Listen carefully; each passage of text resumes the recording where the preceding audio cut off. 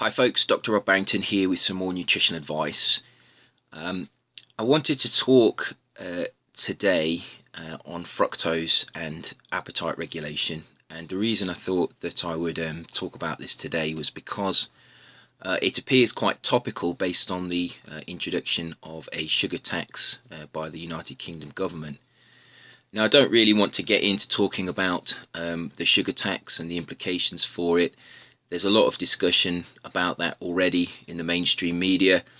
A lot of it is disinformation. You've got to be very careful. And there's a lot of other discussion on the internet, and really it's very difficult and it would lead to a lot of speculation. But really I think this is nothing other than largesse by the government. They're just trying to make more money because they've come to that point where the society is starting to break down because the amount of tax they take in no longer is able to feed the parasite. That's all I'll say about that. I don't think this has anything to do with health. I don't think this has anything to do with the government trying to look out for the population. It's just greed. It's more parasitic people living at the top of the food chain, feeding off everybody else. What I really wanted to do is concentrate on a particular aspect that I've picked up about fructose. I've seen it a few times, people discussing it, and that's why fructose has a different effect in liquids as it does in solid foods. Now this is quite interesting. There is a certain amount of speculation about this, but it really boils down to a behavioural aspect that relates to a physiological aspect. And I think the fact that fructose is more damaging when it's in liquids is quite interesting and worthy of discussion. So I think I'll talk a little bit about that today. When fructose is in foods, we have to think what the purpose of feeding is, and really the feeding is a response to the appetite that we have, the hunger response, and that's regulated in a very complex way by the body. It involves many hormones. It involves neuronal components as well. It's under the regulation of the central nervous system. But when there is a need for caloric intake, when there is a need for energy, the hunger response is very complex. When you eat food, what you're really doing is you're satisfying that hunger response. And the main feedback mechanism that turns the appetite off will be the amount of energy that is taken into the body.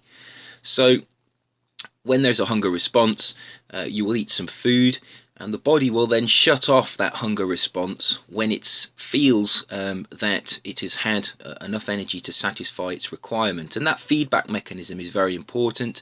It's what keeps our body weight stable. And as long as you eat high quality foods and the body is able to process them, and it doesn't contain metabolic poisons, your body weight won't increase.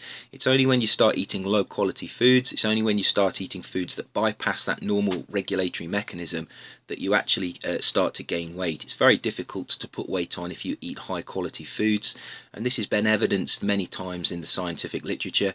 There are many diets that you can eat as much as you want of, and really the body weights of those subjects that eat those diets don't change over time at all.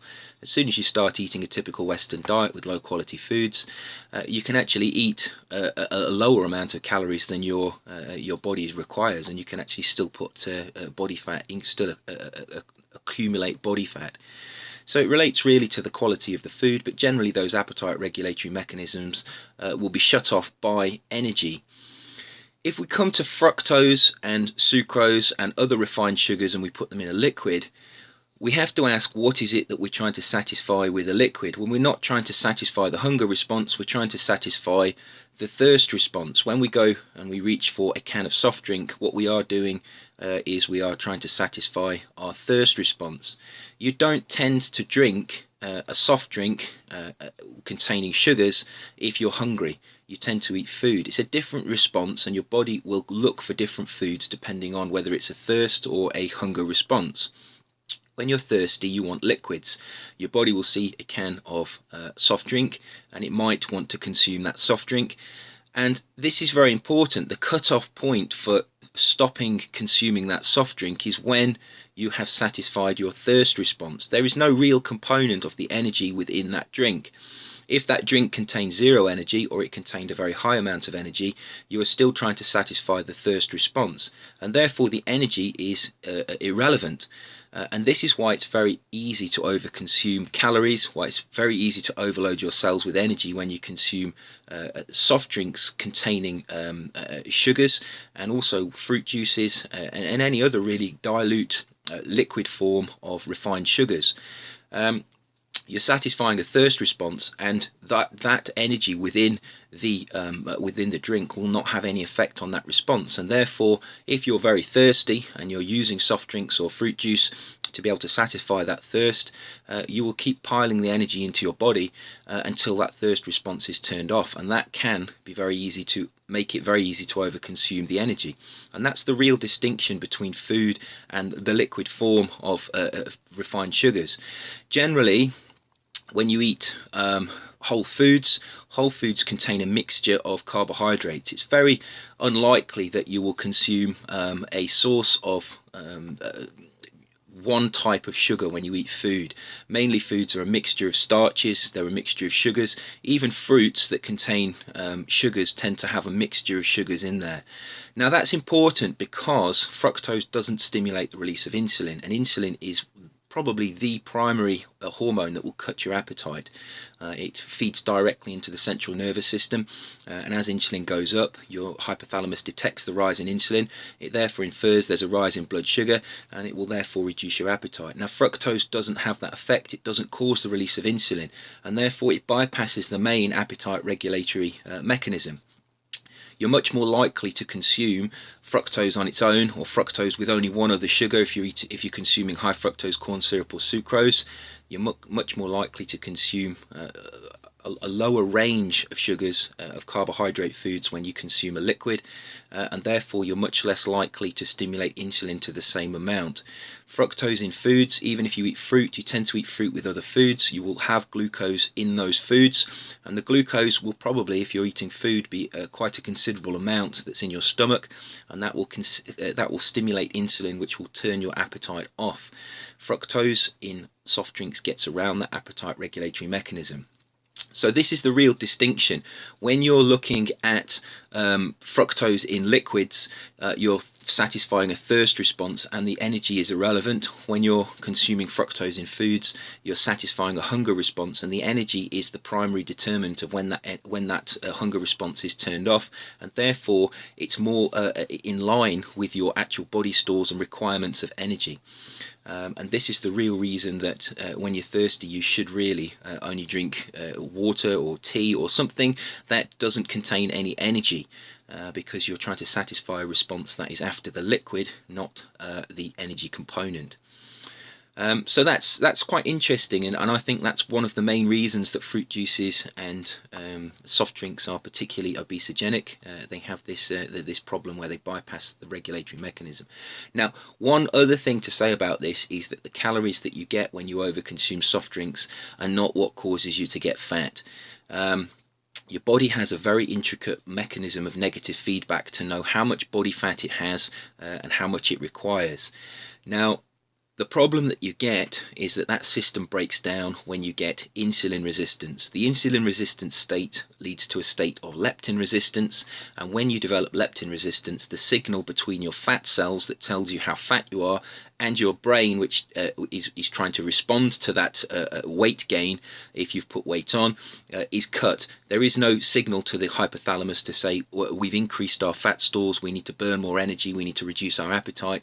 Insulin resistance interferes with that signal. And that's the important component here. It's not the fact that they're the calories, it's what the calories are doing. And those calories, fructose in particular, and the way it's metabolized in the body, causes an increase in de novo lipogenesis. That causes an increase in fatty acids, which accumulate in the liver, they accumulate in skeletal muscle, and they interfere with the insulin signal cascade. Another way that energy in a very fast, a rapid absorption of energy can cause insulin resistance is possibly related to the generation of free radicals. When you bombard cells with energy, they push that energy down the electron transport chain to produce more ATP, more energy, and there is a generation of free radicals, and those free radicals are damaging to the cell. And in response to that, if there is too much energy being produced in the cell, one of the responses, as well as trying to reduce the flux through the metabolic pathways, one of the responses is to decrease the absorption of blood sugar, and that means decreasing the sensitivity of the insulin receptor, and the receptors actually get pulled back into the cells. So this is a natural response to an oversupply of energy. It's not really the energy per se that is causing you to become fat, it's the fact that the energy is in this form of fructose, and fructose seems to have these detrimental effects on the ability of the cells to use blood glucose, and that is really what drives weight gain. Once you've developed insulin resistance, it's very difficult, no matter how little you eat, to lose body weight. Reversing insulin resistance, I've always said, is the key to weight loss, and this is what high quality diets do. They contain antioxidants which prevent the free radical generation in the cells, this nutrient overload syndrome. They're generally high in fiber, so that the fructose gets much slower into, if you do eat fructose, it gets much slower into the body. And of course they are much lower in fructose as well. They may contain fruits, but those fruits tend to have fiber and water and other factors that reduce this nutrient overload syndrome that you get in the cells. So high quality diets contain less fructose, and they contain factors that also decrease the absorption rate of fructose. If we go to the other extreme, soft drinks contain all of the ingredients to be able to maximize the damage to your insulin system and maximize your insulin insensitivity. So that's really what you're looking at when you're comparing the fructose in soft drinks with the fructose that's in food. It's to do with the physiological system that you're actually trying to satisfy between the thirst response and the hunger response, and also obviously on top of that you've got the speed of absorption, which produces this nutrient overload syndrome as well. So I've seen that discussed a few times and people have asked questions. I hope this video was interesting and it's made you think. This obviously is just scratching the surface. Really, fructose and its damaging effect is only just starting to be understood. There are many studies coming out now that are looking at fructose in animal models and even cell culture models, and they're trying to uncover this damaging effect that fructose appears to happen. It certainly looks like it's a metabolic poison in the same way that alcohol is. And that's not to say it's always bad. Alcohol isn't always bad. There are some healthy aspects of drinking alcohol, but it's all to do with moderation. And our Western diet has taken that moderation to extremes. And because we're eating too much sugar, we're eating too much fructose, we're now actually damaging our metabolism biochemically. It's actually acting as a toxin. This is nothing to do really with energy. This is the straw man in this argument. Those people that are talking about energy and energy causing weight gain are missing the point completely. Fructose is acting as a metabolic poison. It's acting as a toxin, and it's actually damaging metabolic pathways, and therefore this is why obesity is increasingly being considered as a disease. It's not just a consequence of over-consuming food. People who are obese are also ill, they're unhealthy, and the cure for that is to consume a healthy diet. And if you do that, you can reverse obesity, you can reverse this weight gain, and it has really nothing to do with going on a diet or doing exercise. So I hope that was interesting. If you've got any comments on this video, please leave them in the comments box below, and as always I will try to get back to you, and I will see you next week for another video. And in the meantime, take care.